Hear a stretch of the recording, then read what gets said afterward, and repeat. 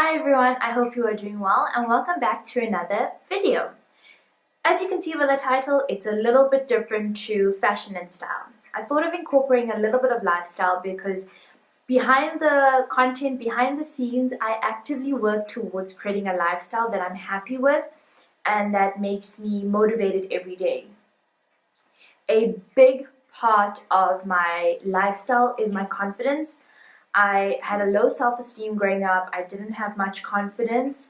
So I work towards that every day, and I thought I would share my story and how it's actually got me to where I am today.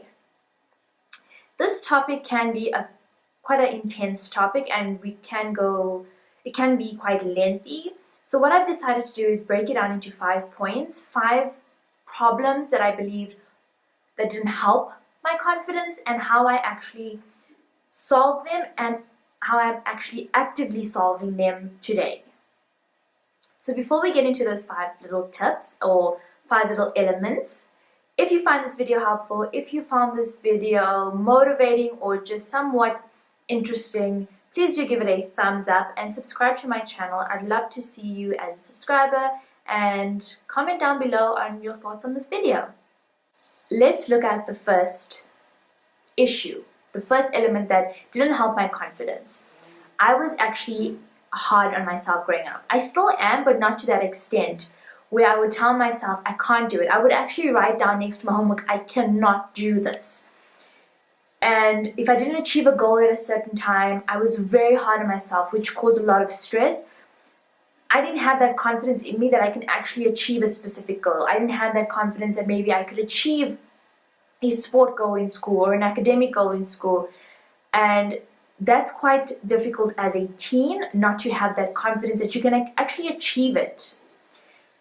Being hard on myself, I am a very sensitive person. So anything that anyone said to me, whether it was about my marks or about just the way I dressed that day or anything of that sort, it hurt me, it brought me down. My self-esteem was just shattered, and I allowed it. I think that's the most important thing with my confidence, is that I knew I had to take control of what I was feeling. So I actively work towards not being hard on myself. I am a little bit hard on myself because I run a business, so sometimes if you don't achieve that goal or if you don't achieve it at a specific date, you can be hard on yourself, but it's not as bad as what it was when I was a teen. I set goals, I set routines, I set mindful activities that will help me achieve not to be hard on myself.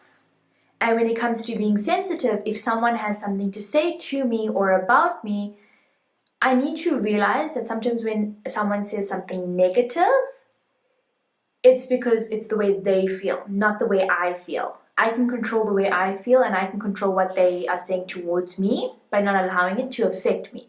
But if they're saying something negative, maybe it's how they feel about themselves. So that's how I process that, and it's really helped me build my confidence. Number 2, allowing people to take control of what I do. So I come from a small town, and a lot of people have opinions about your life, or they have opinions about what you should do with your life. And because I didn't have that confidence, or my self-esteem wasn't at where it is right now, I allowed it. Studied what I didn't want to study, didn't follow my passion from school, after school. And at the age of 18, I always knew I wanted to do fashion, so I should have done that, but I didn't. Now, I take control of what I want to do.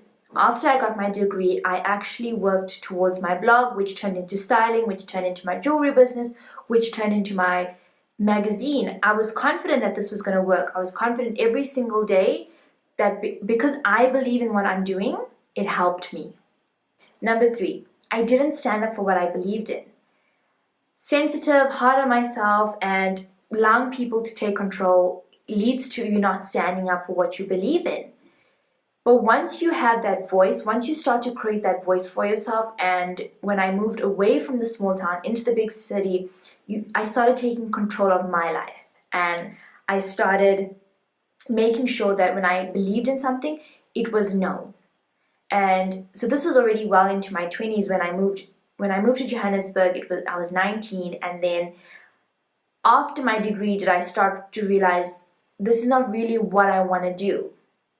And this brings me to my fourth point, which is surrounding yourself with the wrong people.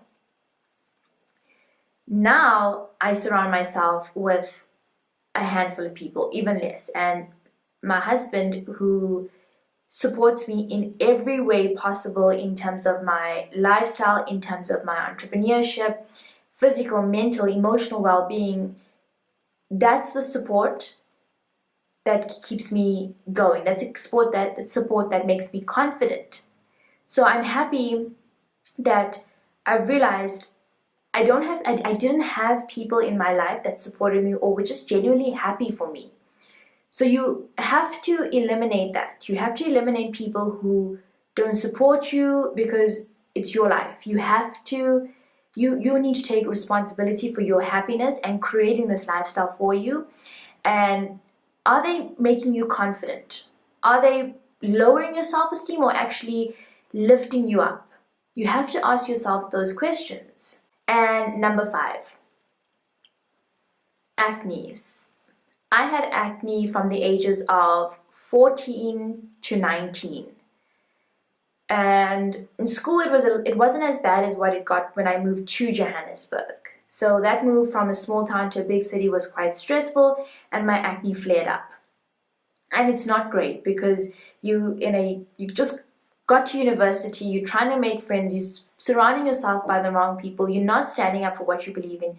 You have people around you that you feel are looking at your face and you're not confident at all. But then I seeked help. Went to a dermatologist, went to a dietitian, and till today I actively work towards a good skincare, good mental and physical well-being, so that I know I can prevent from having or just feeling the way I felt then. I know how it feels when I was at that certain weight and how I've lost that weight and how I feel now. So I work towards just feeling better every single day. I work towards finding what works for my body, what doesn't work, what will make me confident, and eating something that actually makes me feels bloated. Does that make me feel confident? It's small things like that you have to focus on. Those are just the 5 tips that I believe help me first find the issues that didn't make me confident and actively work towards them every single day, no matter your age. Because when I started my business, I work with women from the ages of 17 to 70 plus. And women sometimes, maybe they don't show it, but when you get to know them on that level in terms of their style and just understanding where they are in their journey, you can actually see that confidence plays a massive role. This is why when it comes to styling women and when it comes to styling yourself, I use an approach of finding confidence through your style, making sure that you feel confident. When I started the magazine, I want to create a lifestyle for women, so they are cultivating this happiness. They are finding out what makes them feel happy and what they enjoy in life so that they can keep to this lifestyle. Confidence is a huge part of my life. It's something I think about every day, something that I think, what will make me confident today? How can I make myself more confident? Am I confident enough to do this? When I think about something like that, yes I am, because I am taking control of my life. So wherever you are in your confidence story, your confidence journey, your self-esteem, take a step back, don't be hard on yourself, and just figure out how you can improve your life. Thank you so much for watching this video, and if you like this lifestyle video, like I said before, comment down below and tell me your thoughts on it. And until next time guys, bye!